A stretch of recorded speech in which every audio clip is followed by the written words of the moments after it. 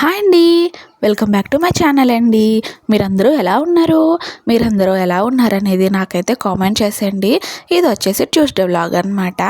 Lunch ఇంకా dinner recipes అయితే share చేస్తున్నాను. నా వీడియోని ఎవరైనా కొత్తగా చూస్తుంటే నా ఫుల్ వీడియో అయితే చూసేసి మీకు కనుక నచ్చితే లైక్ చేసేయండి, సబ్స్క్రైబ్ కూడా చేసుకోండి. నా మిగిలిన వీడియోలు కూడా చూడండి.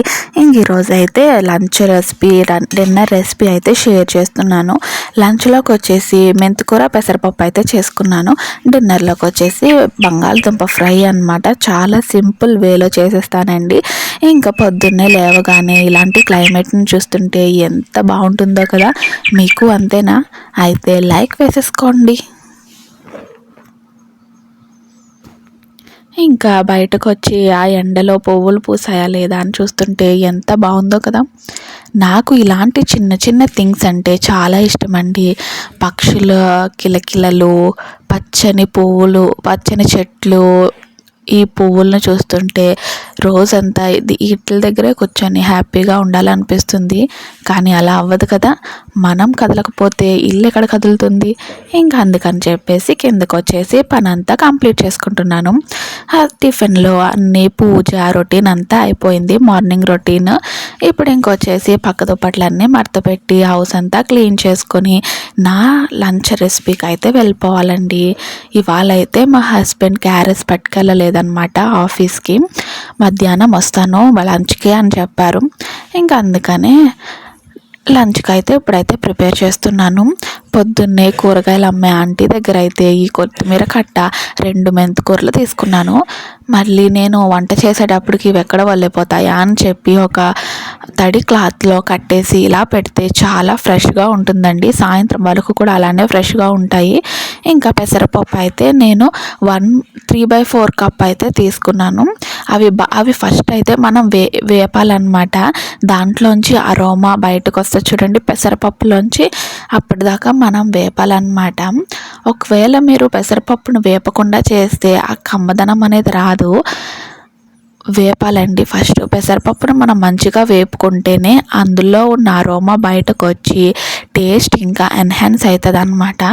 ఇక్కడైతే అది వేపి చల్లారేలోపు నేనైతే మెంతికూర అయితే చేసుకున్నాను. ఇంక ఇలా 2 టైమ్స్ అయితే కడుక్కుంటానండి. చూపిస్తాను చూడండి ఎంత డస్ట్ వస్తుందో. మట్టి అంతా చూసారా, ఇలాగ పైన తేలుతున్న ఆకులనే మనం క్లీన్ చేయాలన్నమాట.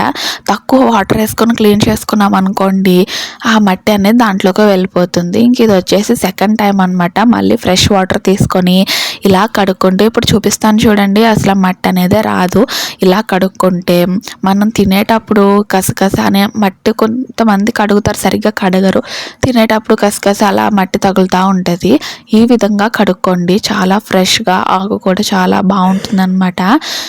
చూసారా వాటర్ అనేవి ఎంత క్లీన్గా, మట్టి అనేది లేకుండా ఇలా క్లీన్ చేసుకోవాలన్నమాట. మీకు తెలిసే ఉంటుంది, నేనైతే చూపిస్తున్నాను. ఇప్పుడు పెసరపప్పు వేపేసుకొని కడిగేసుకున్నాం కదా. ఇది ఇంట్లో అయితే ఎంత వాటర్ కావాలో అంత వాటర్ అయితే వేసేసుకొని ఇప్పుడైతే నేనైతే స్టవ్ మీద అయితే పెట్టేసుకుంటున్నాను. ఈ పెసరపప్పు ఉడికేటప్పుడు ఒక పొంగు వస్తుంది చూడండి, అంటే ఒక పొంగు వచ్చే వరకు మనం ఆకు అనేది వేయకూడదు అనమాట.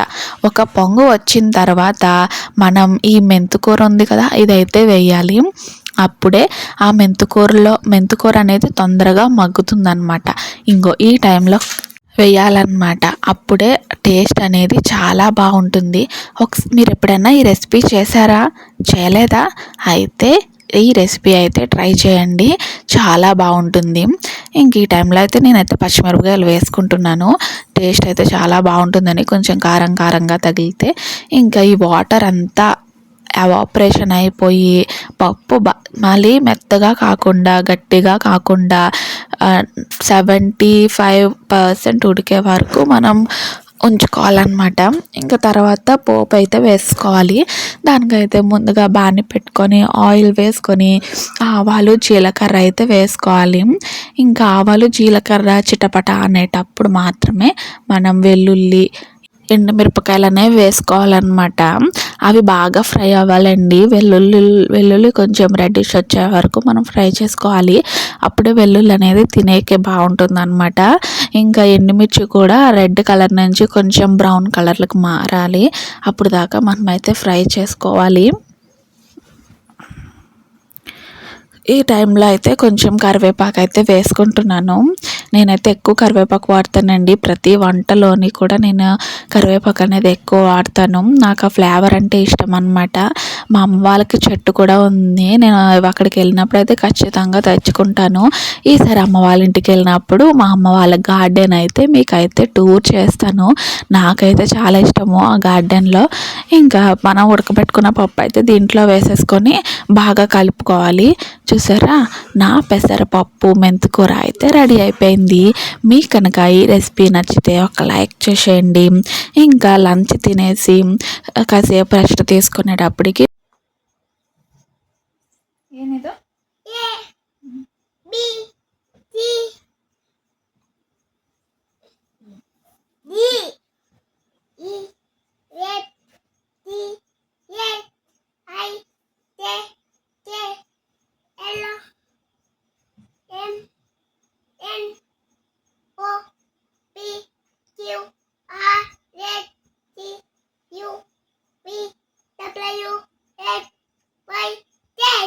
Super hi fi. నేను ఇప్పుడు ఇక్కడ ఒక అక్షరం రాస్తాను, నాకు చెప్పు. ఇదేంటి?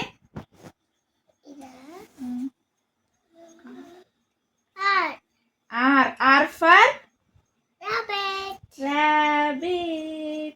ఓకే. ఇదేంటి? A for apple. ఓకే. ఇది బి ఫర్. ఇంకా మా ఈవినింగ్ అయితే ఆ విధంగా కంప్లీట్ అయిపోయింది. మా పాప నేను అయితే అలా ఎంజాయ్ చేసాము. ఇంకా నైట్ డిన్నర్కి వచ్చేసి పొటాటో ఫ్రై అయితే చేస్తున్నాను. పొటాటో ఫ్రై అంటే ఇంట్లో మ్యాక్సిమం అందరికీ ఇష్టం ఉంటుంది. చాలా సింపుల్ వేలో అయితే చేసేస్తాను అన్నమాట. ముందుగా ఉల్లిపాయలు ఫ్రై అయిపోయాక మనం కట్ చేసి పెట్టుకున్న బంగాళదుంపలు అయితే వేసేసుకోవాలి.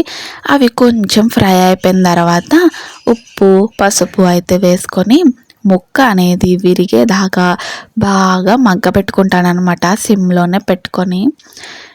పసుపు ఉప్పు అనేది మనం ఫస్ట్లో వేయకూడదండి. ఉల్లిపాయలు ఫ్రై అయిపోయాక బంగాళదుంపలు వేసుకుంటాం కదా, బంగాళదుంపలు కూడా బాగా ఫ్రై అయిపోయిన తర్వాతనే మనం పసుపు ఉప్పు అనేది వేసుకోవాలన్నమాట. అప్పుడే ముక్క అనేది కొంచెం జ్యూసీగా రెడీ అవుతుంది. ఇంకో ఈ విధంగా ముక్క అనేది కట్ అవ్వాలన్నమాట. మనం కట్ చేస్తే ఆ విధంగా ఫ్రై చేసుకుంటే అందరం తినగలుగుతాము. ఇంకా కారం వేసేసుకొని బాగా కలుపుకోవాలి. నేనైతే ఒక స్పూన్ ధనియాల పొడి కూడా వేస్తానండి, బాగుంటుంది టేస్ట్. గరం మసాలా ఇలాంటివి ఏమి వేయను, ధనియాల పొడి ఒక్కటి మాత్రమే వేస్తాను. ఇంకా అది వేసాక బాగా కలుపుకోవాలి.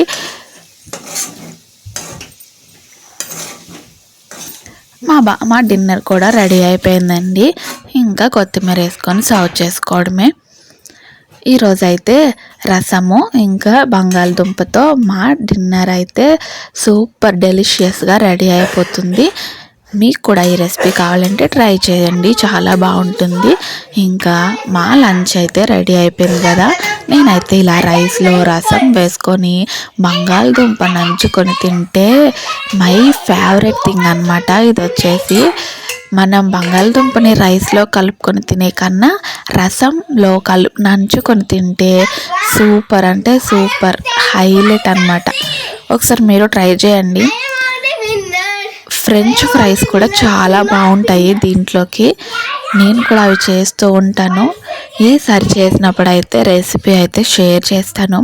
ఇంకా మా డిన్నర్ అయితే ఇదన్నమాట. నా వీడియో కనుక మీకు నచ్చితే ఒక లైక్ చేయండి, షేర్ చేయండి, సబ్స్క్రైబ్ చేసుకోండి. ఫుల్గా వీడియో చూసిన వాళ్ళు ఎవరైనా ఉంటే ఖచ్చితంగా కామెంట్ అయితే చేసేయండి. సరేనండి, నెక్స్ట్ వీడియోలో మళ్ళీ కలుసుకుందాం. బాయ్ అండి.